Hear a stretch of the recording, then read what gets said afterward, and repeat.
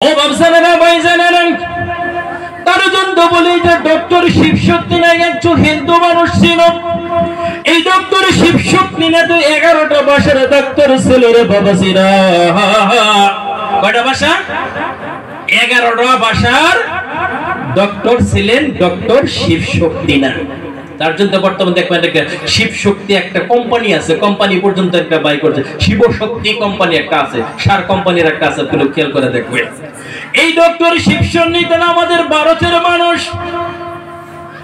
যখন উনি মনে মনে ভাবলেন আমি তো 11টা ভাষার ডক্টর, আমার ভিতরে একটা ভাষা শুধু কম আছে রে বাবাজি। সেই ভাষাটা হইল কি জানেন?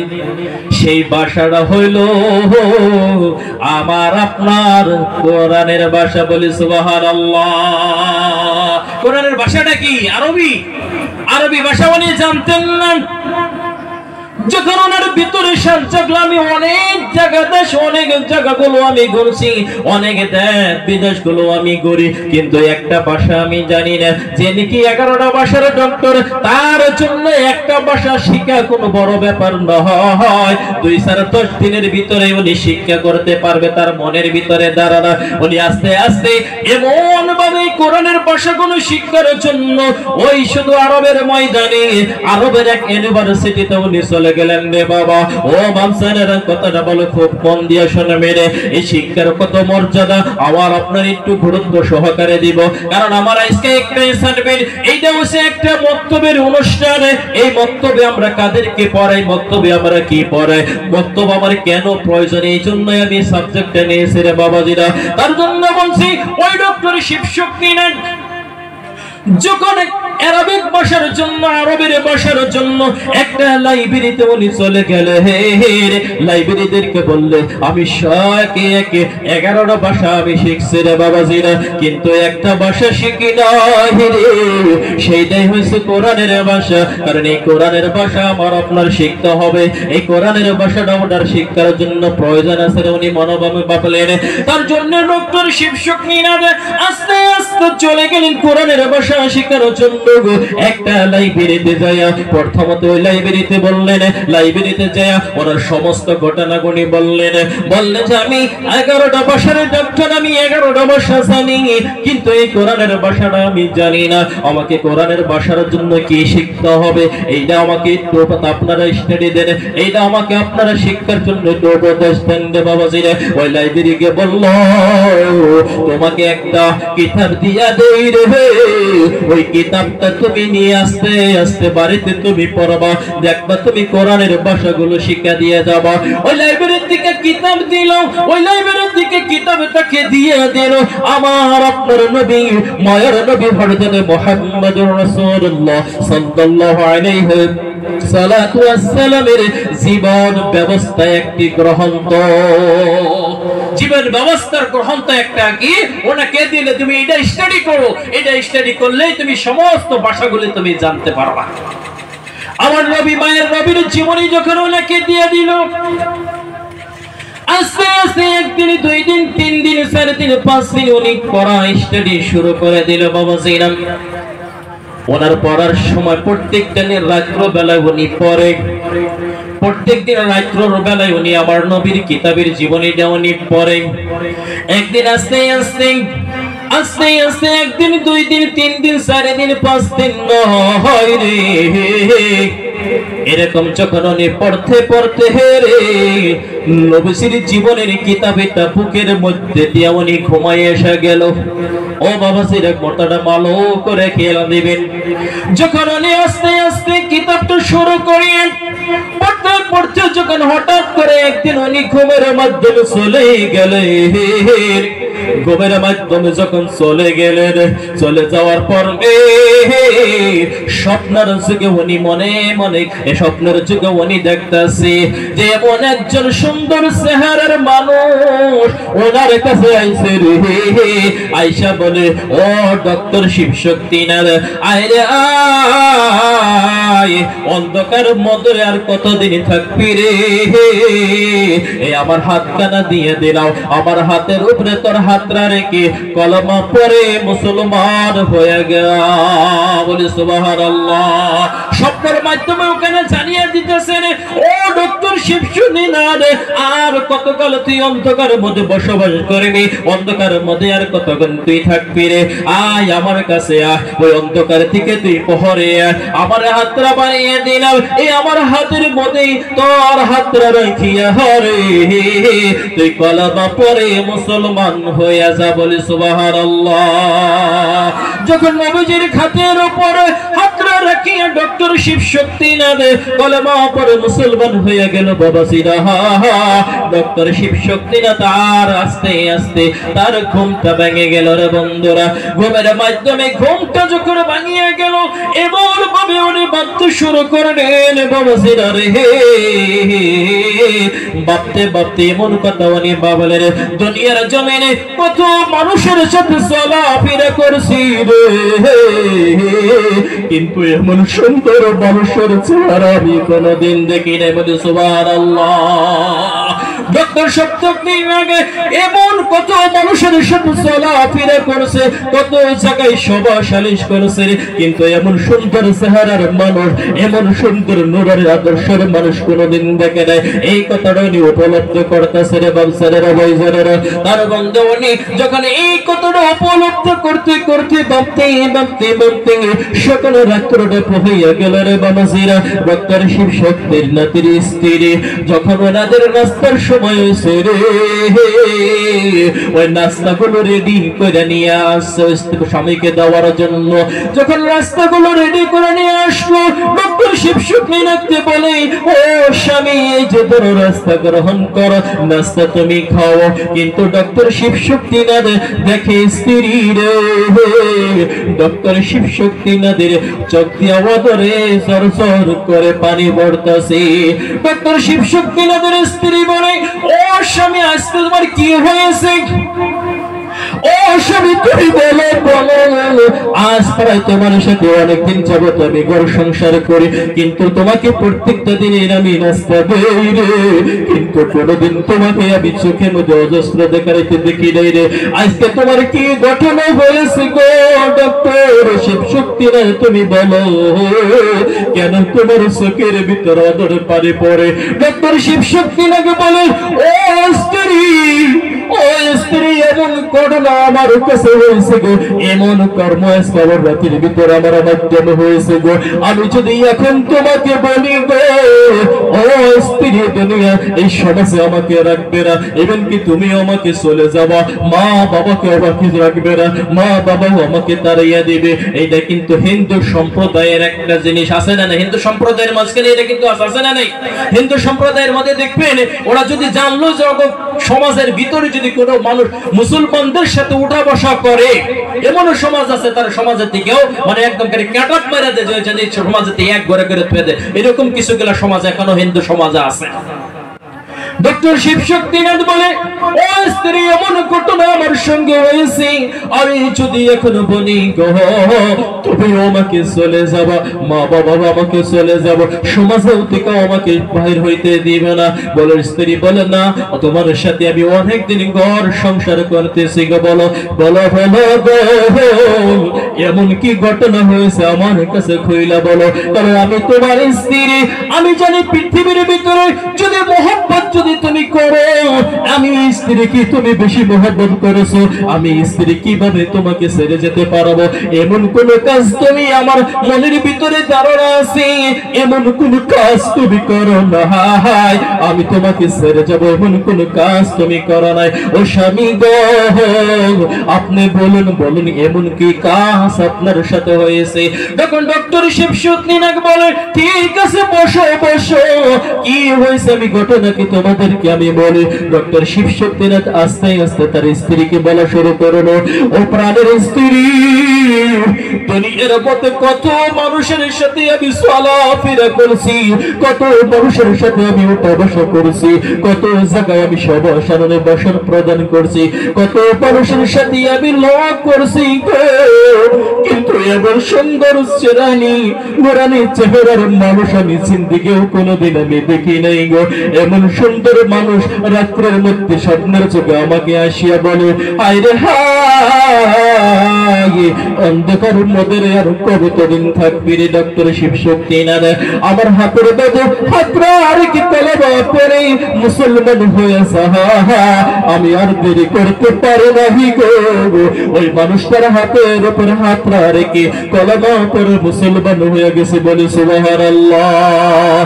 এখন তুমি বলো ও স্ত্রী তুমি বলো যে মানুষটা আমি রাতের ভিতরে হিন্দু ছিলাম আবার কিছু সময়ের ভিতরে আমি মুসলমান হয়ে গেছি বলো এখন তোমার হাতের নাস্তাটা আমি কিভাবে গ্রহণ করতে পারি?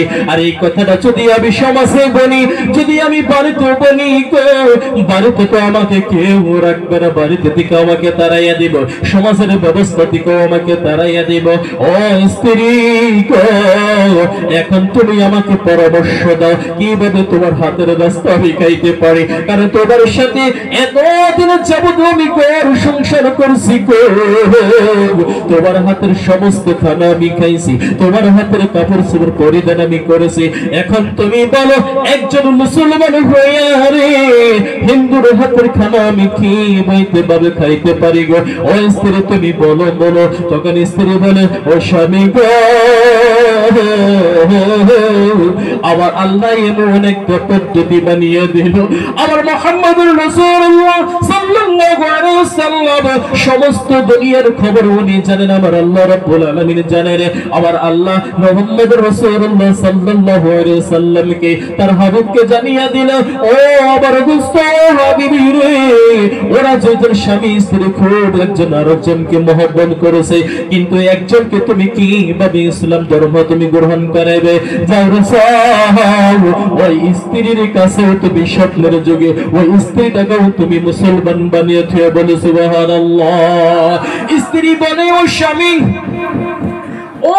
আমি অনেক মানুষের সাথে চলাফেরা করছি অনেক মানুষের সাথে ঘোরাফেরা করেছি কিন্তু এমন সুন্দর মানুষের চেহারার কোনোদিন আমি কিন্তু দেখি নাই রে যে মানুষটা আপনাকে বলেছে ও ডক্টর শিবশক্তিনাথ অন্ধকারের মধ্যে আর কতদিন থাকবি এই অন্ধকার থেকে প্রহরের মধ্যে চলে আমার স্ত্রী এবং কি আমাকেও সেই নবী একই কথা বলছে ও স্বামী আমি আর করি নাই তার হাতের উপর হাতরা রেখে আমি স্ত্রী মুসলমান হয়ে গেছি বলে সুবহানাল্লাহ। এটা শুধু কারণটা হচ্ছে কি নবীর জীবনে স্টাডি করছে তারা নবীর জীবনে স্টাডির ক্ষেত্রে এই অতগুলো স্বপ্ন তারা দেখতে পারে হাদিস শরীফে আছে আমার আল্লাহ বলছেন দুনিয়ার মানুষ তোমরা শুনে নাও শুনে নাও আমার নবীকে যদি তোমরা কোনোদিন স্বপ্নের যুগে কেউ বাস্তবতা দেখতে পাও ইভেন কি কেউ যদি স্বপ্নের যুগে কোনোদিন আমার নবীকে দেখো রে আমি আল্লাহ ওয়াদা করলাম ওই ব্যক্তির জন্য জাহান্নাম হারাম জান্নাত তার জন্য ওয়াজিব হয়ে যায় বলি সুবহানাল্লাহ। নবীকে স্বপ্নে দেখে একজন হিন্দু মানুষ যদি জাহান্নামকে হারাম করতে পারে রে বাবাজিরা আমি আপনি তো মুসলমান কেন পারি না রে বাবাজিরা নিশ্চয় আমার আপনার উপরে ভুল আছে আমার আপনার দেহের মধ্যে কিন্তু গলতি আছে রে বাবাজিরা তার জন্য বলি রে হাদিস শরীফের ভিতরে পাওয়া যায় কোন ব্যক্তি যদি প্রত্যেকটা দিন ইশারের নামাজের পর 1000 বার দরুদ শরীফ পাঠ করে প্রত্যেকটা দিন শোয়ে একদিন দুই দিন নয় 41টা দিন যদি কেউ রেগুলার এরকম 1000 বার দরুদ শরীফ পাঠ করে রে আবার আল্লাহ বলছে নবী তার সাথে না সাক্ষাৎ করতে থাকতে পারে বলে সুবহানাল্লাহ।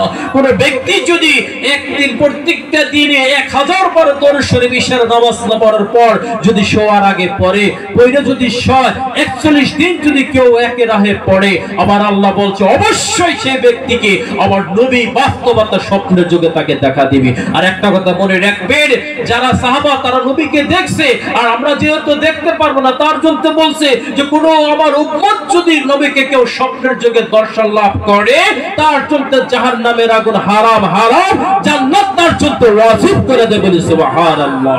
ও বাবসারেরা ভাইজানেরা, তার জন্য বলি রে, আমার আপনার স্টাডির প্রয়োজন আছে রে বাবাজিরা, স্টাডি আমার আপনার করতে হবে রে বাবাজিরা। আমি বলি যে না না, কেবল কোরআন যে আপনি স্টাডি করবেন না, না না, কোরআনটার সাথে আপনি এমন কিছু সময় কোরআনটাকে আপনি ব্যয় করেন, একদিন নয়, 2 দিন নয়, 1 ঘন্টা নয়, 2 ঘন্টা নয় বাবাজিরা রে, এই কোরআন শরীফটাকে আপনি প্রত্যেকটা দিন 20 মিনিট করে আপনি আপনার বাড়িতে পাঠ করার, আপনি আপনার বাড়িতে শিক্ষা অনুদান করার।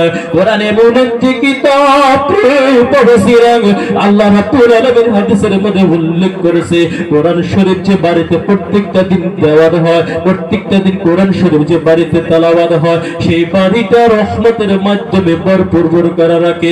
আবার আল্লাহ বলছে ওই বাড়িটা একটা মেনি জান্নাতে পরিণত হয়ে যায়, বলি সুবহানাল্লাহ। কারণ কোরআন এমন একটি কিতাব, যে কিতাবের মাধ্যমে সর্বপ্রথম আল্লাহ রাব্বুল আলামিন বলছেন বিসমিল্লাহির রহমানির রহিম, আলিফ লাম মিম, যালিকাল কিতাবু লা রাইবা ফীহি হুদাল লিল মুত্তাকিন। এটা এমন একটি কিতাব, যে কিতাবের ভিতরে কোনো সন্দেহ নাই, যে কিতাবের ভিতরে কোনো ভুল নাই, যে কিতাবের ভিতরে কোনো ডাউট নাই রে বাবাজিরা। ওই কিতাবটা যারা বিশ্বাস করবে তারাই হবে মুত্তাকিন। আর মুত্তাকিনের জন্য আমার আল্লাহ বলছে যে বাড়িতে মুত্তাকিন থাকবে ওই বাড়িতে কোনোদিন অভাব থাকতে পারে না, বলি সুবহানাল্লাহ। আমরা আসলে কোরআন তো পড়ি না, অভাব থাকবে না কেন? এখন যদি বলে যে প্রত্যেকটা দিন কাদের বাড়িতে কোরআন তেলাওয়াত করা, এতটা সে পারব কেউ? এতটা পারব বাবাজিরা না, কেউ কিন্তু পারব না রে বাবাজিরা। তো অভাব আমার আপনাকে ধরবে না তো কাকে ধরবে? হ্যাঁ, অভাব আমাকে আপনাকে ধরবে না তো কাকে ধরবে? কথা কত, অভাব তো আমার আপনিই ধরবে। আল্লাহ বলছে বান্দান, কোরআনের 1 বার নয়, 2 বার নয় বান্দারে, কোরআনের 90টি জায়গার মধ্যে উল্লেখ করছে। হযরত হাসান বসরি রাহমাতুল্লাহ আলাইহি বলেছেন, আমি কোরআনের 1 জায়গায় নাই, 2 জায়গায় নাই, 90টি জায়গার মধ্যে পাইছি রে বাবারা। কোরআন যারা তেলাওয়াত করবে, কোরআনের পক্ষে যারা থাকবে বাবাজিরা রে, কোরআনের হক পথে যারা থাকবে, তাদের রিজিকের দায়িত্ব, রিজিকের সম্মানের সমস্ত কিছু দায়িত্ব আমার আল্লাহ গ্রহণ করে নাই, বলি সুবহানাল্লাহ। 1 বার 2 বার উনি পড়ে নাই, 90টা জায়গার ভিতরে উনি পড়ছে যে তোমরা বান্দা দুনিয়ার টেনশন করো না, তোমরা তোমাদের রিজিকের ব্যবস্থা আমি আল্লাহ রাব্বুল আলামিন রাইখে দিয়েছি। আর শয়তানে 1 জায়গায় উনি বলছে যে শয়তানে 1 জায়গায় লিখছে যে তোমরা কোরআনের দ্বারের কাছেও যাও না, যদি তোমরা কোরআনের দ্বারের কাছে যাও তাহলে তোমাদের অভাব হবে।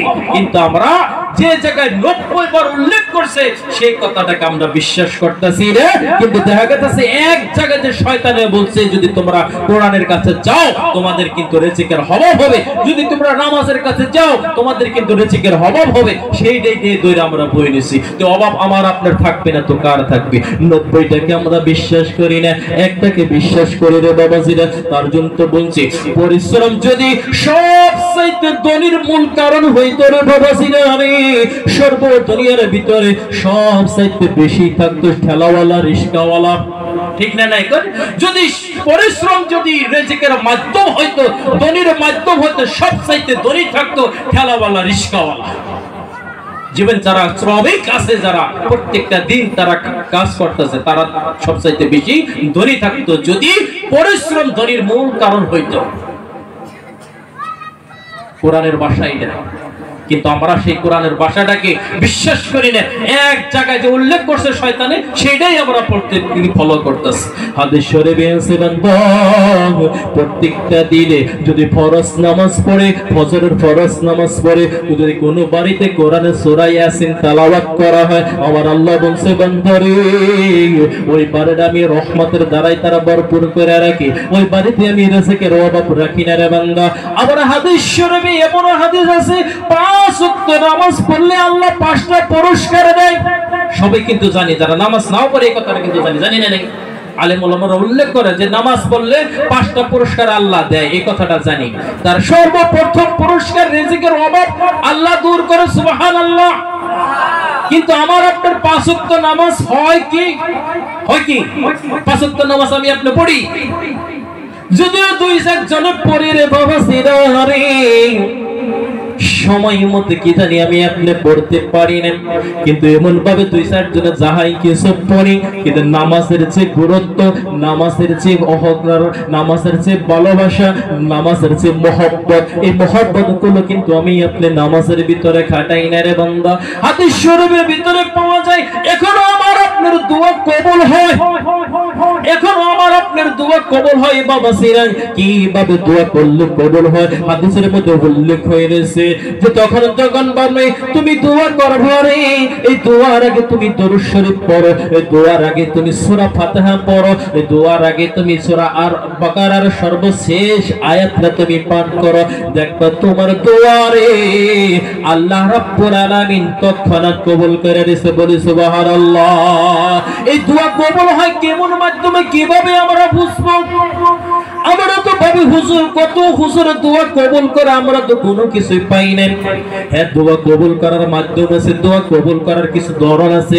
দোয়াটা যে আমার আপনার আল্লাহ কবুল করবে, এই দোয়া কোনো কিছু কবুল মাধ্যম আছে। বলে কিভাবে মাধ্যম? আপনি বুঝতে পারবেন দোয়া কিভাবে কবুল হয়, কারণ দুনিয়ার ভিতরে আল্লাহ হয়তো পুরস্কার আমি আপনি পাইতাছি না, কিন্তু দোয়া কবুল হয় আপনি অবশ্যই জানতে পারবেন। কিভাবে জানতে পারবেন? কিতাবের মধ্যে উল্লেখ আছে, যদি তুমি কখন কোন ধরনের দোয়া করো, যদি তোমার দোয়া কবুল হইয়া যায়, ওই দোয়া কবুল হওয়ার খাতিরে রে তোমার মাধ্যমে পরবর্তী ভালো কাজটা আল্লাহ তোমাকে দিয়া করাইবো। বলি সুবহানাল্লাহ। যদি দোয়া কবুল হয় তাহলে বুঝতে পারবেন আমার আপনার মাধ্যমে ভালো কাজ দ্বিতীয় বরাবর করাইবো। বুঝছে কি কথাটা? যদি দোয়া কবুল হয়, যেই দোয়ার পরিবর্তে ভালো কাজ আবার আমার দ্বারাই আপনার দ্বারাই আল্লাহ করাইবো। যদি ভালো কাজটা করাই দিলে পাইবা নিবেন, অবশ্যই দোয়া কবুল হয়ে গেছে। আবার এরকম ভাবে বলছে তুমি দোয়া কবুল হয় না, কিভাবে তুমি বুঝবা? বলছে যদি তুমি খারাপ কাজ কইরা থাকো, ওই খারাপ কাজের মাধ্যমে যদি তুমি দোয়া কবুল করো, যদি তোমার দোয়া কবুল না হয় তুমি কিভাবে বুঝবা? কারণ তোমার মাধ্যমে দোয়ার পরও আর একটি খারাপ কাজ করাইবো। বুঝছি কি কথাটা?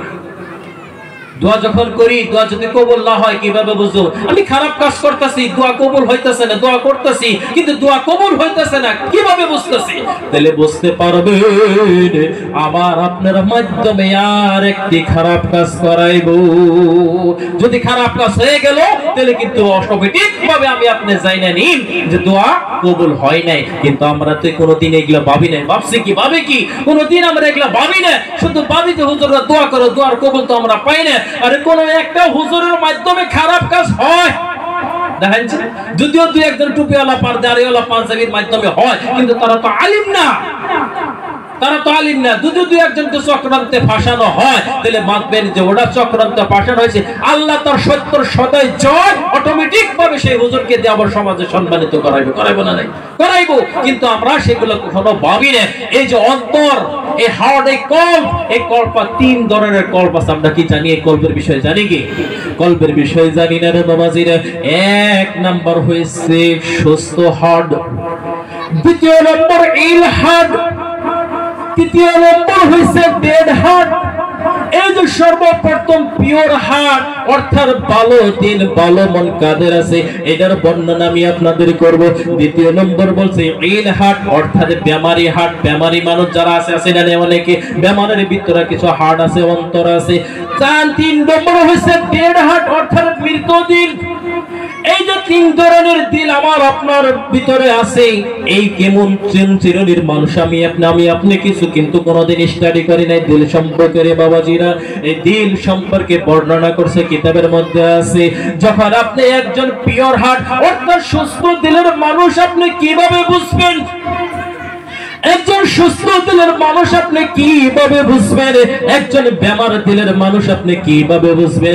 একজন মৃত্যু দিলের মানুষ আপনি কিভাবে বুঝবেন? ওই কিতাবের মধ্যে দিয়ে দিছে রে বন্ধুরা, যার ভিতরে সুস্থ দিল রয়েছে, যার ভিতরে সুস্থ দিল রয়েছে তার বর্ণনা এরকম ভাবে কিতাবের মধ্যে দিছে, যার ভিতরে সুস্থ দিল রয়েছে রে বন্ধু, যে কোনদিন নামাজ, কোরআন, হাদিস, নবী, রাসূল, সাহাবা, পয়গম্বর, আলিম, উলামা বিরোধিতা করবে না। বর্ণনার মধ্যে লেখছে। সে কখনো কোরআন বিরোধ করতে পারে না, সে কখনো নবী বিরোধ করতে পারে না, সে কখনো নামাজ বিরোধ করতে পারে না, সে কখনো রাসূলের সাহাবাদেরকে বিরোধ করতে পারে না, সে কখনো আলেম ওলামাদেরকে বিরোধ করতে পারে না। বুঝছি কি? এই সে হাড়ের বর্ণনা।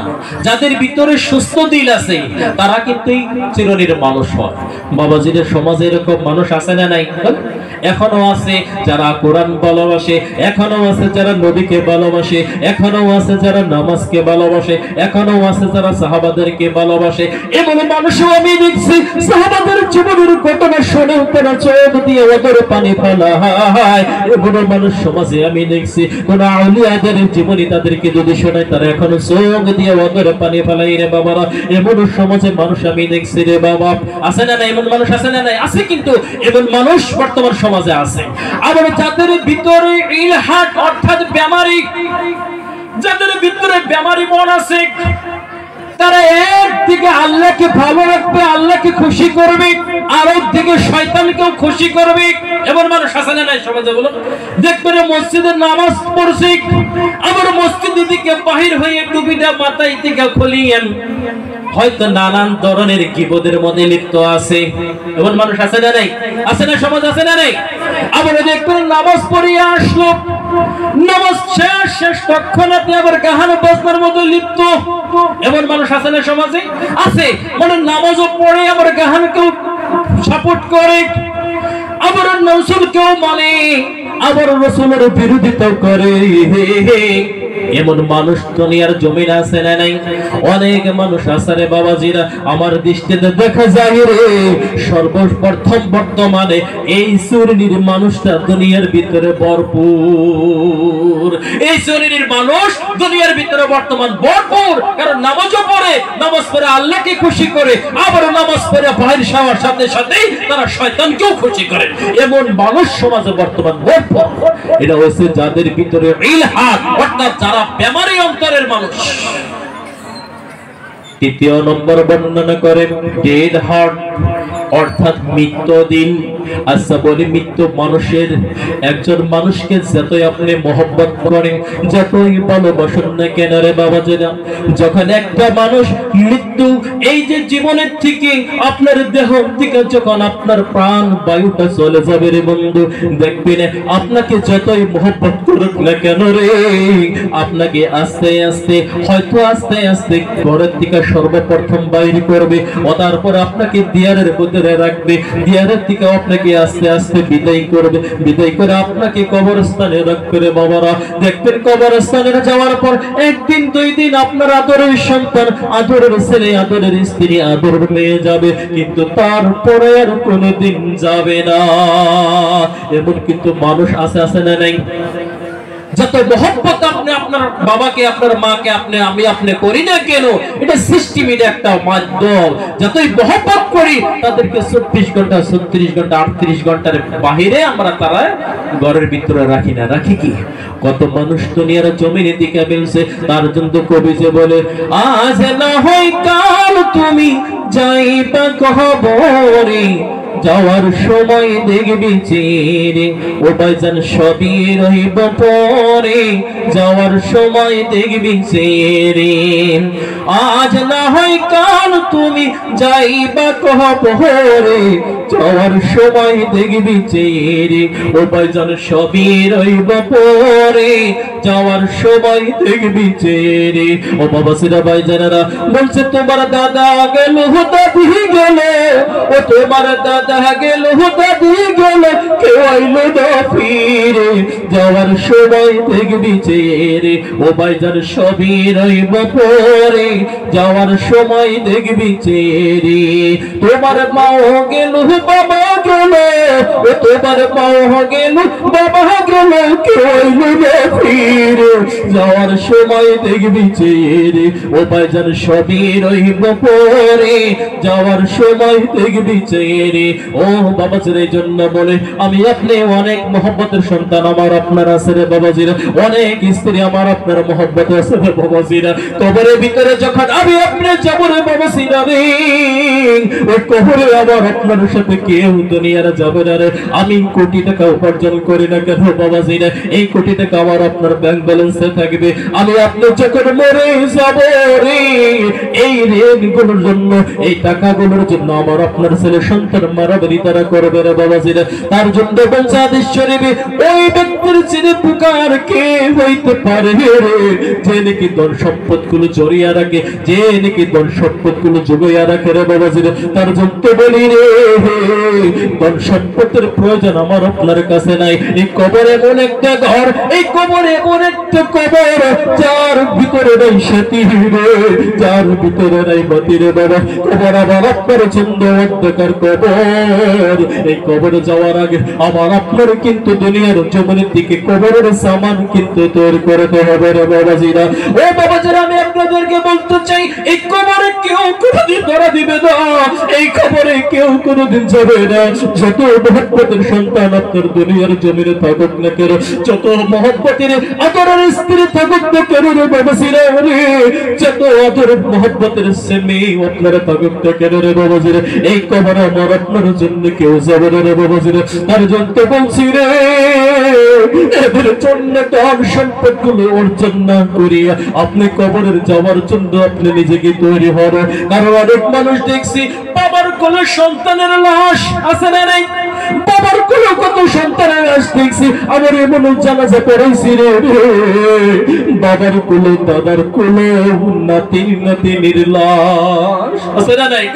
বাবাজিরা রে, আমি আপনার মরণের কথা কখনো জানি বাবুরা, খালি বলে আজ না হয় কাল আমি আপনার সংশোধন হবে না, না না ভাবে কোনোদিন আর সময়টাকে আপনি পার করবেন না রে বাবাজিরা। অনুরোধ করে আপনাদেরকে বলি, মৃত্যুর জন্য আপনি একটুকে প্রস্তুতি হন, মৃত্যুর জন্য আপনি আপনি তৈরি হন। কারণ কবরে মনে যদি দুনিয়ার জমিনে আমল বলো তো কবর বলো রে বাবাজিরা, যদি আমল খারাপ তো কবর আবার আপনার সাথে খারাপ ব্যবহার করবো রে বাবাজিরা। ও বাবাজিরা, আমি আপনাদেরকে বলতে চাই, হযরত মুহাম্মদুর রাসূলুল্লাহ সাল্লাল্লাহু আলাইহি ওয়াসাল্লামের বিটি হযরত ফাতেমা রাদিয়াল্লাহু তাআলা আনহা, যে নাকি বেহেশতের সর্দারিনী ছিল রে মহিদারের বাবাজিরা, এই মহিলার পুত্রী হযরত ফাতেমা রাদিয়াল্লাহু তাআলা আনহার কবরের যখন ওনাকে নেওয়া হয় রে, হযরত আবু যর গফফারি রাদিয়াল্লাহু তাআলা আনহু যখন হযরত ফাতেমা রাদিয়াল্লাহু তাআলা আনহার কবরটাকে খনন করে হযরত আবু যর গফফারি বলল, ও কবর তুই কি জানিস তোর বুকে কারে রাখা হবে? কবরে কোনো জবাব চাই না বাবাজিরা। আমরা বলছি, কবর তুই কি জানিস তোর চোখে কাকে রাখা হবে? কবরে জবাব চাই না, কবরে জবাব চাই না। আবারও যখন বলছে, কবর তুই কি জানিস তোর বুকের ভিতরে কারে রাখা হবে? ও কবর, তোর ভিতরে এমন একজন মানুষকে রাখা হবে, বিশ্ব নবী হযরত মুহাম্মদুর রাসূলুল্লাহ সাল্লাল্লাহু আলাইহি ওয়াসাল্লামের বেটি হযরত ফাতেমা রাদিয়াল্লাহু তাআলা আনহাকে রাখা হবে। কবরে বলে, ও আবসারি, আমি হযরত বিশ্ব নবী মুহাম্মদুর রাসূলুল্লাহ সাল্লাল্লাহু আলাইহি ওয়াসাল্লামের মেয়েকে চিনি না। আবার আবু যর বলে, কবর তুই কি জানিস? ও কবর তুই কি জানিস তোর কাছে কাকে রাখা হবে? ও কবর তোর কাছে এমন একজন ব্যক্তিকে রাখা হবে রে, আল্লাহর নবী সাহাবা হযরত আলী রাদিয়াল্লাহু তাআলা আনহুর স্ত্রী হযরত ফাতেমা রাদিয়াল্লাহু তাআলা আনহাকে কবর বলল, আবু যর গফফারি, আমি রাদিয়াল্লাহু তাআলা হযরত আলী রাদিয়াল্লাহু তাআলা আনহুর স্ত্রীকে আমি চিনি না। আবার হযরত আবু যর বলল, ও কবর তুই কি জানিস রে তোর কাছে কাকে রাখা হবে? বলল, হাসান হুসাইন, আমার আপনার পুরুষদের সর্দারিনী হযরত মুহাম্মদুর রাসূলুল্লাহ সাল্লাল্লাহু আলাইহি ওয়াসাল্লামের কলিজার টুকরা আদরের নাতি হযরত হাসান হুসাইনের নামে এই কবরের ভিতরে রাখা হবে রে বাবাজিরা। কিন্তু কবর তৎক্ষণাৎ বলে, রে কবর, ও আবু যর গফফারি শুনে নাও, আমি কবর হাসান হুসাইনের নাম কবরকে চিনি না, আমি কবর হযরত আলী রাদিয়াল্লাহু তাআলা আনহুর স্ত্রীকে চিনি না, আমি কবর হযরত মুহাম্মদুর রাসূলুল্লাহ সাল্লাল্লাহু আলাইহি ওয়াসাল্লামের স্ত্রী রাসূলের মেয়েকে আমি চিনি না। ও তুজার গফারি রে, আমার কাছে যে আসবে রে, আমি সর্বপ্রথম চিনব তার আমল। ও বাবাজিরা, আমার আপনার তো কোনো কথাই নেই রে। হযরত ফাতেমা রাদিয়াল্লাহু তাআলা আনহা এমন সুন্দর চরিত্র আদর্শের মানুষ ছিল রে বাবাজিরা, তাকেও যদি কবরে রেহাই দিবে না রে বাবা, তাহলে আবার আপনাকে কিভাবে রেহাই দিবে রে বাবা? তার জন্য বলি রে, এই কবর যাওয়ার আগে আবার আপনার কবরে সাবান কিনতে তৈরি করতে হবে রে। ও বাবাজিরা, আমি বলতে চাইছিলাম, ও বাবাজিরা, আমি বলতে চাইছিলাম এখন আমাদের সময় আছে। আমার আল্লাহ বলছে, বান্দা রে, তোরা যখন শিক্ষিত হয়ে, তোরা যখন স্টাডি অবস্থায় তোরা মারা যাবি রে বান্দা, তোদের জন্য জান্নাত আমি ওয়াজিব করে দেব, তোদের জন্য আমি জান্নাত ওয়াজিব করে দেব রে বাবা। তার জন্য বলছি, এই যে মুরব্বি যারা আছি রে, এই মুরব্বি যারা আছি, তাদের জন্য এমন একটা সমাজ সিস্টেম করে দিছে, মাসের মধ্যে 3 দিন নেশাব, আপনি 3 দিন নেশাব লাগার, মাসের ভিতরে 3 দিন নেশাব। যখন আপনার জীবনে আপনি নেশাব গুলো লাগাবেন রে বাবাজিরা, ওই নেশাবে যাই আপনি কিন্তু শিখবেন, আপনি কিন্তু সেইখানে শিখাবেন না, আপনার শেখানোর জন্য কিন্তু আমার মতন আপনার মতন অনেক আলেম ওলামা সেইখানে থাকবে রে বাবাজিরা। তার জন্য বলি যে আপনার শিখতে হবে, কারণ আল্লাহ বলছে, বান্দা এই শিক্ষার কোন সময় আমি তাদেরকে দিলাম না, শিক্ষার কোনো বয়স কিন্তু তৈরি দেয় নাই রে বাবারা, শিক্ষার জন্য কোনো বয়স নির্ধারণ করে দেয় নাই রে বাবারা। আল্লাহ বলছে, বান্দা রে, মৃত্যুর আগ পর্যন্ত তোদের শিক্ষা যদি তোরা আমার কাছে আসতে পারো, শিক্ষা গ্রহণ করে যদি আসতে পারো রে বান্দা, তোদের জন্য আমি জান্নাত জান্নাত জান্নাত দিয়ে দেব বলে সুবহানাল্লাহ। তার জন্য বলছি রে বাবাজিরা, শিক্ষার জন্য আপনাদের কোনো ধরনের কই চিন্তা নাই, কারণ আপনারা নেশাবে যারা, আপনারা নেশাবে যায় সমাজে যারা মুরব্বী যারা আছে শিখে নাই, এখনো যারা শিখে নাই বলতে পারি যে আমরা তো কোনো কিছুই জানি না হুজুর, এখন আমরা কি করব? আমার আল্লাহ আপনাদের জন্য এই সিস্টেমটা চালু করে দিছে রে, সবটা মানুষকে চালু করে দিছে, যারা না জানে তাদের জন্য এই নেশাবটাকে চালু করে দিছে। বাবারা, তোমরা সমাজে মাসিক অবস্থায় আপাতত 3 দিন যদি তোমরা নেশাব দিতে পারো রে, তোমাদের আমল নামায় 30 দিনের সওয়াব আল্লাহ লিখে দেব বলে সুবহানাল্লাহ। ও বাবসানেরা, ভাই জানেন, আমি বলতে চাইছিলাম মৃত দিল, মরা মানুষের যেরকম দাম নাই, মরা মানুষের দাম আছে কিছু বললো, যতই আদর করো, যতই মহব্বত করো, মরা মানুষ মরলে বাদ আমার আপনার এই 24 ঘন্টার ভিতরেই আউট, গো টু দ্য কবর, তাই না? কবরের ভিতরে রাখবে।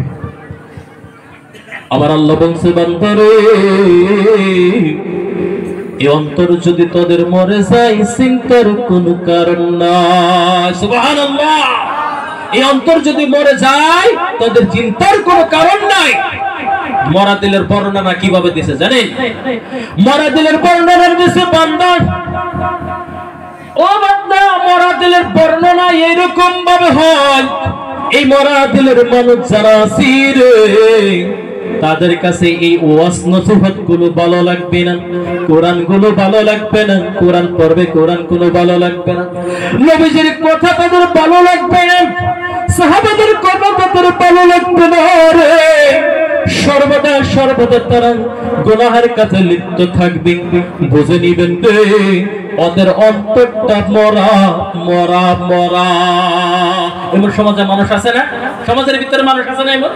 এমন অনেক মানুষ আছে, একটা আলেম ওলামাদেরকে ভালোবাসে না, নবীজি কথা শুনলে তো পারে না, কোরআন তো পড়তে পারেই না, বরং কোরআন যারা পড়ে তাদেরকেও ব্যঙ্গ করে। এমন মানুষ আছে না সমাজে? আল্লাহ বলছে, ওই কিতাবের মাধ্যমে বলছে তারা হইছে মরা দিলের মানুষ, কিন্তু আমার আল্লাহ বলছে, ও বান্দা, এই মরা দিলের মানুষ যারা আছে তাদের চিন্তার কোনো কারণ নাই, তাদের চিন্তার কোনো কারণ নাই। কারণ কেন?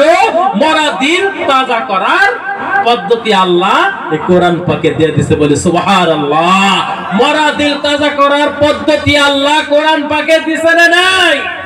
এই কোরআন পড়া আমার আপনার জন্য জরুরি আছে না নাই? জোরে কথা কর, জরুরি আছে না নাই? এই কোরআন পড়া আমার আপনার জন্য জরুরি, কারণ যদি আমি আপনি কই অন্তরটাকে তাজা করতে চাই তাহলে কোরআন অবশ্যই পড়তে হবে। আমার আল্লাহ জানিয়ে দিলে বান্দা, যখন তুমি কোরআন পড়বা, যখন তুমি জিকির করবা, যখন তুমি নামাজ পড়বা, যখন তুমি নবীর সুন্নাত মোতাবেক জীবন যাপন করবা রে বান্দা, আস্তে আস্তে তোমার মরা দিলটাও তাজা হয়ে যাবে। বলি সুবহানাল্লাহ। মায়ের পেটের পয়রে থেকে কি কেউ নামাজি হয়? হয় কি কেউ? মায়ের পেটে পয়রে থেকে কেউ নামাজি হয় না। মায়ের পেটের থেকে জন্ম নেওয়ার বহুত বছর পর, আমার জীবন লাইফ ইস্যু তাই আছে। আমার যখন 13 বছর তখন আমাকে মাদ্রাসায় দেয়, কিন্তু আমার উপরে নামাজ ফরজ হয়েছে 8 বছর কালে, 7 বছর কালে। আমিও সর্বপ্রথম নামাজ পড়তাম না, কিন্তু আস্তে আস্তে স্টাডির মাধ্যমে কোরআন পড়া জানলাম রে বাবা জিরেন, কোরআন পড়া জানলাম, নামাজ শুরু করলাম। আবার আল্লাহ বলছে বান্দা, যখন তুই স্টাডির মধ্যে থাকবি রে, অটোমেটিক তোর জীবনের পরিবর্তন এসে যাবে। বলি সুবহানাল্লাহ। যখন স্টাডির মধ্যে থাকো আস্তে আস্তে আস্তে পরিবর্তন হয়ে যাবে গা। অনেক নামাজি আছে সুদখোর, আছে না নাই? অনেক নামাজি আছে ঘুষখোর, আছে না নাই? অনেক নামাজি আছে তারা মানুষের সাথে হুদাই গালাগালাজ করে, আছে না নাই? অনেক মানুষ আছে হুদাই মানুষকে গালাগালি করে, মানে হুদাই মানুষকে নিচু বানিয়ে রাখে, আছে না নাই? আবার আল্লাহ বলছে বান্দা, তথাপি তোমরা নামাজ ছাড়ো না, কারণ নামাজে তোমরা পড়ো। আল্লাহ বলছে বিসমিল্লাহির রহমানির রহিম, ইন্নাস সালাতা তানহা আনিল ফাহশাই ওয়াল মুনকার। ও বান্দারে, এই নামাজের মাধ্যমে যদি তোমার খারাপ কাজগুলো তুমি না ছাড়তে পারো রে, দুনিয়ার জমিনে আর এমন কোন কাজ নাই তুমি পারবা। নামাজের মাধ্যমে যদি আমি আপনি নিজের চরিত্র আদর্শগুলো যদি ভালো না করতে পারি, তাহলে আর দুনিয়ায় এমন কোন কাজ, কোন দিন, কোন কিতাবের মাধ্যমে লেখা নাই যে তারা পারবে। অনেক মানুষ আছে আস্তে আস্তে ভালো হয়ে যায়। আপনাদেরকে কিছু উপদেশ দিয়ে যায়, সেই উপদেশগুলো দেখবেন যদি মানুষ একজন নামাজি হয়, যখন আস্তে আস্তে কোনো মানুষ নামাজি হয়ে যাইতেছে রে বাবা, 1 ওয়াক্ত 2 ওয়াক্ত 3 ওয়াক্ত একে রাহে, কিন্তু একজন মানুষ যখন ভালো হবে রে, আস্তে আস্তে কিন্তু তৎক্ষণাৎ কিন্তু 5 ওয়াক্ত নামাজ পড়বে না। আস্তে আস্তে 1 ওয়াক্ত 2 ওয়াক্ত 3 ওয়াক্ত 4 ওয়াক্ত, হয়তো প্রথম মাসে 1 ওয়াক্ত নামাজ পড়বে, দ্বিতীয় মাসে 2 ওয়াক্ত নামাজ পড়বে, তৃতীয় মাসে কি জানিস 5-3 ওয়াক্ত নামাজ পড়বে রে বাবা যারা। তার জন্য বলি রে, যারা নামাজে আসা শুরু করে তাদেরকে কখনো কোনো সম্বন্ধ করবেন না, কোনোদিনও বলবেন না যে এই মানুষটা এত খারাপ ছিল, এই মানুষটা এত খারাপ ছিল, এখন নামাজ পড়তেছে। আমার আল্লাহ বলে বান্দরে, তোরা যদি ভালো হতে চাস, তোদের যদি তুই আমি ভালো করতে চাই, তোদেরকে ভালো করতে 1 সেকেন্ড সময় লাগবে না আমার আল্লাহ, কিন্তু আমি আল্লাহ তোদেরকে আস্তে আস্তে জন্য ভালো করবো রে, কারণ তোদের এই ভালোটা চিরস্থায়ী যেন থেকে যায়। বলি সুবহানাল্লাহ। আমার আপনার আল্লাহ এত দয়াবান, এত মেহেরবান, কি গুণ গবেষণার যে বাবার। হযরত ঈসা নবীর জীবনের একটি ঘটনা আমি আপনাদেরকে বলি রে। হযরত ঈসা নবী, সকলে তো নাম শুনছি, হযরত ঈসা নবীর নাম শুনছি না নাই? সকলে কিন্তু হযরত ঈসা নবীর নাম শুনছি। এই ঈসা নবীর জামানার একটি ঘটনা আমি আপনাদেরকে বলবো। হযরত ঈসা নবীর জামানায় হঠাৎ করে হযরত ঈসা নবী তার কওমের, অর্থাৎ তার উম্মতের মধ্যে থেকে দেখতে চাইলে, জানতে চাইল যে আমার উম্মতের মধ্যে সবচাইতে ভালো ব্যক্তিকে, সবচাইতে ভালো ব্যক্তিকে। সমাজে যদি আমরা কেউ মাতব পরিবর্তন করি, বা সমাজে যদি কোনো মানুষ লিডার হয়, সমাজের ভিতরে সবচাইতে ভালো মানুষের কথাটা কিন্তু আমরা জানবার দিকে চেষ্টা করব, যদি সমাজে সবচাইতে ভালো মানুষটা কারা। আগে এই বস্তুটা কিন্তু আমরা চেষ্টা করব জানবার দিকে, করব না নাই? ঠিক তো যদি ঈসা নবী সর্বপ্রথম জানতে চাইলেন, আল্লাহ গো, আমার উম্মতের মধ্যে সবচাইতে ভালো ব্যক্তি কি, আমাকে দেখাও, আমি দেখতে চাই। হযরত ঈসা নবী যখন এই কথা আল্লাহকে বললেন, রে আল্লাহ জানাইয়া দিল জিবরাইলের মাধ্যমে, ও জিবরাইল যাও যাও যাও, হযরত ঈসা নবীকে তুমি জানিয়ে দাও, তুমি যদি তোমার কওমের মধ্যে, তুমি যদি তোমার উম্মতের মধ্যে সবচাইতে ভালো ব্যক্তিটাকে তুমি দেখতে চাও, তাহলে সকালবেলা ওই রাস্তার সর্বপ্রথম তুমি দাঁড়াইবা, ওই সকালবেলা তুমি রাস্তার মাঝখানে তুমি যাইবা। সর্বপ্রথম রাস্তার মাঝখানে যাওয়ার সাথে সাথে যে ব্যক্তিটা তোমার সাথে সাক্ষাৎ হবে সর্বপ্রথম তুমি ভেবে নিবা রে ওই ব্যক্তিটা তোমার উম্মতের মধ্যে সবচাইতে ভালো ব্যক্তি। জানিয়ে দিল হযরতে জিবরাইল আলাইহিস সালামের মাধ্যমে জানিয়ে দিল যে ঈসা নবী তুমি যদি তোমার উম্মতের মাঝখানে মধ্যে যদি ভালো ব্যক্তিটা দেখতে চাও তাহলে সকাল বেলায় ওই রাস্তার ধারে তুমি যায় দাঁড়াইবা, যে ব্যক্তিটা সর্বপ্রথম তোমার সাথে সাক্ষাৎ হবে ওই ব্যক্তিটাই তুমি পাবা তোমার উম্মতের মধ্যে সবচাইতে ভালো। ঈসা নবী দেরি করলেন না, হযরত জিবরাইল আলাইহিস সালামের কথা মোতাবেক আস্তে আস্তে সকালবেলা চলে গেলাম ওই রাস্তার পাশে। সকালবেলা চলে গেল, যাইয়া দেখে রে সর্বপ্রথম একজন মানুষ একটা ছোট্ট বাচ্চা কোলের সাথে নিয়ে ওই তার সামনে দিয়ে চলে যায়। তাকে দেখার পরে হযরত ঈসা নবী আল্লাহকে বলল, ও গো আল্লাহ তাহলে কি ব্যক্তিটাই আমার উম্মতের সবচাইতে ভালো ব্যক্তি? আল্লাহ বলল, হ্যাঁ সবচাইতে ভালো ব্যক্তি। আল্লাহ জানিয়ে দিল সরিটা ভুল হয়েছে, উল্টো আবার কি, সবচাইতে নিকৃষ্ট ব্যক্তি, সবচাইতে নিকৃষ্ট ব্যক্তি সর্বপ্রথম দেখতে চাইলে আমার উম্মতের মধ্যে সবচাইতে নিকৃষ্ট ব্যক্তিটাকে তাকে আমাকে দেখাও। হযরত ঈসা নবী আস্তে আস্তে চলে গেলেন রাস্তার ধারে। রাস্তার চারিদিকে দেখে রে একজন ব্যক্তি ছোট একজন বাচ্চা কোলে নিয়ে আস্তে আস্তে তার সামনে দিয়ে চলে গেল। হযরত ঈসা নবী মনে মনে ভাবলেন, হায় রে হায় তাহলে কি এই ব্যক্তিটা আমার উম্মতের মধ্যে সবচাইতে নিকৃষ্ট ব্যক্তি। এখন যখন নিকৃষ্ট ব্যক্তি যদি দেখলো তাহলে অটোমেটিক তো মনের ভিতরে সাত জাগো ভালো মানুষটা দেখতে যাবে না নাই? আবার বলে আল্লাহ গো ও আল্লাহ আমাকে তো নিকৃষ্ট ব্যক্তি তুমি দেখাইলা, এখন আমার উম্মতের মধ্যে সবচাইতে ভালো ব্যক্তিটাকে আমাকে দেখাও। আল্লাহ বড় জানিয়ে দিল, ও জিবরাইল যাও যাও যাও রে সকালবেলা যে রাস্তার পাশে যাইয়া দাঁড়াইছে ওই রাস্তার পাশে বিকেল সময়ে ওই মানুষটাকে ঈসা নবী কই জায়গায় তুমি যাইয়া দাঁড়াইতে বলো। দাঁড়াইবার যাওয়ার সাথে সাথে রে সর্বপ্রথম যে ব্যক্তিটাকে দেখা হবে ওই ব্যক্তিটাই হবে তোমার উম্মতের মধ্যে সবচাইতে ভালো ব্যক্তি। ও যদি ঈসা নবী দেরি করলেন না, আস্তে আস্তে চলে গেলেন বিকালের দিকে ওই রাস্তার পাশে। বাবাজিরা রে বাবাজিরা রাস্তার পাশে যখন ছায়া দাঁড়াইলো আস্তে আস্তে দেখে রে সকালবেলা যে ব্যক্তিটা নাকি একটা বাচ্চা কোলে করে নিয়ে তার সামনে দিয়ে চলে গেল ওই ব্যক্তিটা আবার তার সম্মুখে হাজির হয়ে গেল। বলে সুবহানাল্লাহ।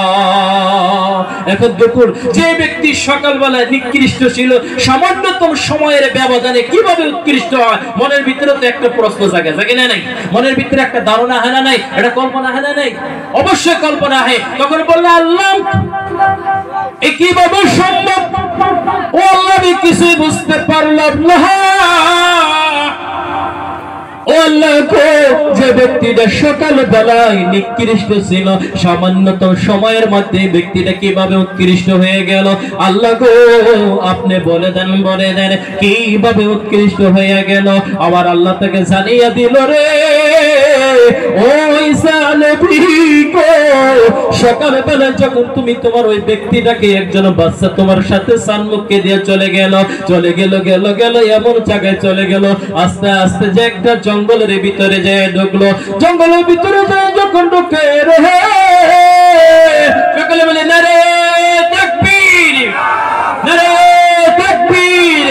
আজকের মুখ্য আকর্ষণ হযরত মাওলানা আবুল কালাম আজাদ সাহেব জিন্দাবাদ। আজকের মুখ্য বক্তা আবুল কালাম আজাদ সাহেব জিন্দাবাদ। বাবাজিরা আমি এই ঘটনায় বলে শেষতে পারে বাবাজিরা হযরত ঈসা নবী বলল ও গো আল্লাহ এই কেমন তোমার মহিমা, সকালবেলা যে ব্যক্তিরা দেখে নিকৃষ্ট ছিল সামান্যতম সময়ের জন্য এই ব্যক্তিটা কিভাবে উৎকৃষ্ট হয়ে গেল। ও আল্লাহ গো আমাকে আপনি একটু জানাইয়া দেন চোরে বল ও আল্লাহ আমাকে একটু জানাইয়া দেন। আমার আল্লাহ বলে দিল ওই সাহাবী সকালবেলা যখন তুমি ওই ব্যক্তিটাকে দেখলা একটা মাসুম বাচ্চা কোলে নিয়ে তার সাথে যখন চলে গেল, আস্তে আস্তে উনি একটা জঙ্গলের মাঝখানে দিয়ে যাইতেছে ওই বাচ্চাটা তখন তাকে বলে বাবা তুমি কোথায় যাও? বাবা বলে আমি জঙ্গলের দিকে যাইতেছি।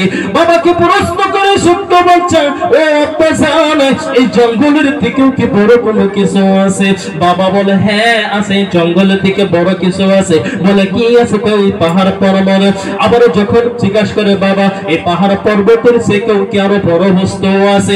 বাবা বলল হ্যাঁ আছে। বলে ওই নদ নদী। যারা ছোট্ট বাচ্চা দিয়া চাই তারা একটা প্রশ্নের পর কিন্তু একটা একটা করে থাকে না নাই। প্রথম প্রশ্ন হচ্ছে বাবা তুমি যে আমাকে জঙ্গলে নিয়ে যাও এই জঙ্গলের দিকে কি বড় কিছু আছে? বাবা বলল হ্যাঁ আছে। বললে কি এই যে পাহাড় পর্বত? আবার যখন বলছে বাবা এই পাহাড় পর্বতের চেয়েও কি বড় বস্তু আছে? বাবা বলে হ্যাঁ আছে। বলে কি নদ নদী। আবার যখন বলছে নদ নদী ওই বাচ্চাটা আবার জিজ্ঞাসা করছে বাবা জান ও আপনি নদ নদীর চাইতেও কি বড় বস্তু আছে? বাবা বলছে হ্যাঁ আছে। বলে কি ওই আকাশ। দেখাইয়া দিছে ওই আকাশ নদ নদীর চাইতেও বড়। বড় না নাই? বললে বাবা বলে হ্যাঁ ওই আকাশ। আবারও বলছে বাবা জান ওই আকাশের চাইতেও কি বড় বস্তু আছে? এখন আব্বা জানের অদরে চোখ দিয়ে পানি পড়ে।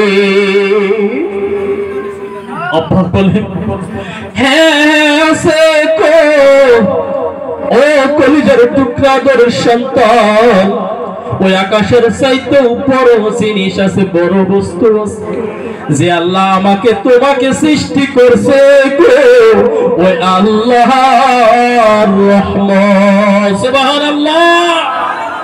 বাবা যখন কাঁদতে কাঁদতে ছেলেটাকে বলছে গো আব্বা ওই আকাশের চাইতেও বড় বস্তু হইছে আমার আল্লাহ, তোমার আল্লাহর রহমত।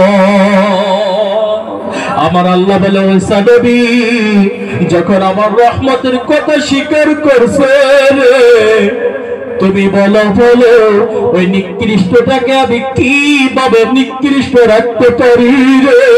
ওই নিকৃষ্টটাকে আমি কিভাবে নিকৃষ্ট রাখতে পারি? আমি আল্লাহর সহ্য করতে পারলাম না, তার চোখের পানির খাতিরে ওই নিকৃষ্টটা ব্যক্তিটাকে আমি উৎকৃষ্ট বানাইয়া দিলাম। বলে সুবহানাল্লাহ। তার বলতে বলছি বাবা জিরা রে আমি আপনার এবার নবীর উম্মত এবার মায়ের নবী দয়ার নবীর উম্মত রে বান্দা যদি আমি আপনার জীবনে যতই গুনাহ করি রে যদি আল্লাহ আমার রাসূলের আনুগত্যকে যদি আমি আপনি স্বীকার করি রে আবার আল্লাহ আমাকে আপনাকে কোনোদিন খারাপ রাখতে পারে না। আরে কি কোনোদিন খারাপ রাখতে পারে না। বাবাজিরা যারা ভুল করছি যারা গুনার কাছে লিপ্ত আছি তাদের কোনো ভয় নাই। ওই বলছিলেন যে মৃত্যু দিল যাদের আছে তাদের কোনো টেনশন নাই, ভয় নাই। কারণ আমরা একটু কোরআনটাকে স্টাডি করি, কোরআনের দিক দিয়ে আমরা যাই, কোরআনটাকে ভালোবাসি, নবীদের আদর্শ নবীদের সুন্নাত নবীদের আখলাককে ভালোবাসি, সাহাবাদেরকে ভালোবাসি, আলেম ওলামাদেরকে ভালোবাসি। আস্তে আস্তে দেখবেন আমার আল্লাহ আমার আপনাকে ওই রকম শ্রেষ্ঠ বানাই দিতে পারে না নাই? পারে না নাই? ইনশাআল্লাহ সকলে চেষ্টা করুন তো। ইনশাআল্লাহ সকলে আমরা ভালো হওয়ার জন্য চেষ্টা করব। গুনাহ করছি সেগুলো বাদ দেন, সেই দিকে আমার আপনার মন কামাইতে করে লাভ হবে না। প্রত্যেকটা দিন আমার আপনার জন্য তওবা তওবা পরে আপনি সহি রাস্তায় শুদ্ধ রাস্তায় চলে আসুন, আল্লাহ সেই গুনাহগুলো আল্লাহ maaf করে দিবেন। বুঝছেন কি? সুবহানাল্লাহ। তওবা আমার আপনার জন্য এখনো খোলা আছে, তওবার দরজা এখনো খোলা। তওবা পড়ি, পিছনে কি করেছি তার জন্য তওবা পড়ি, ফিউচার আমরা কি করব তার জন্য আমরা নতুনত্ব রাগ বাড়ি। এটা হচ্ছে আমাদের জীবন, মানব জীবন। তার জন্য বলছিলাম যে বাবা যেটা স্টাডি করি আমার আপনার শিক্ষা আমার আপনার গ্রহণ করতে হবে।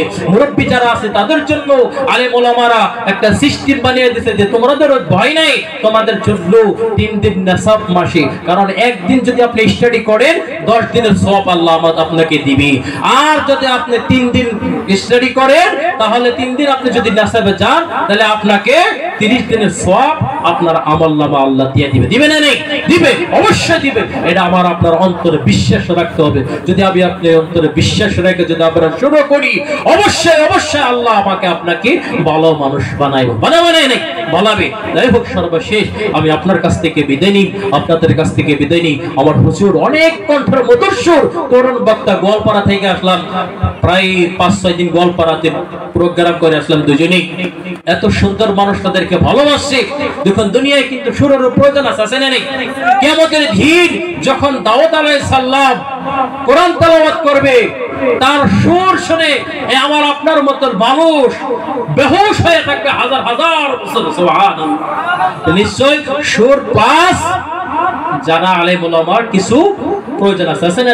সব কিছুরই প্রয়োজন আছে। কারণ সুর দিলে আপনারা অ্যাটেনশন দিবেন, তাই দিবেন তো। সুর যদি না দেন তাহলে বহুত মানুষ কিন্তু থাকতো না, ভরপুর হইতো না। এখানে মুসলিম বুঝছেন কি, ভরপুর হইতো না। যাই হোক, নিশ্চয় কণ্ঠস্বর, অগ্নি কণ্ঠস্বর, বহুত কণ্ঠস্বর আপনাদেরকে হাদিস কোরআন থেকে শোনাবে, আপনারা শেষ অবধি শুনবেন। আর আমি সর্বশেষ আপনাদের কাছে একটা আবদার চাই, যে আপনারা হয়তো আমাকে কেউ চিনেন কেউ চিনেন না। আমার শ্বশুর ডাক্তার বাহারুদ্দিন মির্জা, দাদা শ্বশুরের নাম আসগর মির্জা। দেখ, আমি একটা মুসিবতে, অনেক দিন ধরে একটা মুসিবতে আছি, প্রায় 2 বছরই হয়ে গেল। আমার ওয়াইফের ব্রেন টিউমার হয়েছিল, মাথার মধ্যে 3বার সার্জারি করা হয়েছে। 3বার সার্জারি করার পর সুস্থ হয় নাই। তো গুয়াহাটির ডক্টররা বলছে যে একে যদি সুস্থ করা হয়, ব্রেনটা যদি টিউমার যদি মাথায় থেকে ভাই করি, তাহলে আপনার পেশেন্ট বাঁচত না। ছোট্ট একটা মেয়ে আমার, অপর তার 3 বছর, ওকে 23 মাস বয়সের দিকে অতি, ওর মা দুধ পর্যন্ত খায় না, মায়ের কাছেও এখনো থাকে না, শুধু ওর নানি আর হয়তো আমার কাছে থাকে। তো মায়ের মাথার পে আমার দায়িত্ব। আমি দেখছি যে আল্লাহর রহমত, যারা আল্লাহর রহমত বুঝি না তাদেরকে অনুরোধ করে, আপনার আল্লাহর রহমত অবশ্যই বুঝবেন যদি আপনারা আল্লাহর হয়ে যান। আমি সেদিন থেকে বুঝছি যে আমার মেয়েটা মার কোলে এখনো চায় না, কান্দে, অতটা কান্দে। যে শিরের করবেন তোমার মাকে ভালো করে না, ওখানে আল্লাহ এখনো ভালো করে, আগামুখে আল্লাহ ভালো করো, ভালো করো। সেই বিশ্বাস কোয়াটির ডক্টররা না করে দিয়েছিল যে আপনি ওইখানে যদি বাই করি তো বাঁচবে না। আর আমরা তো রিক্সে যাইতে পারি না।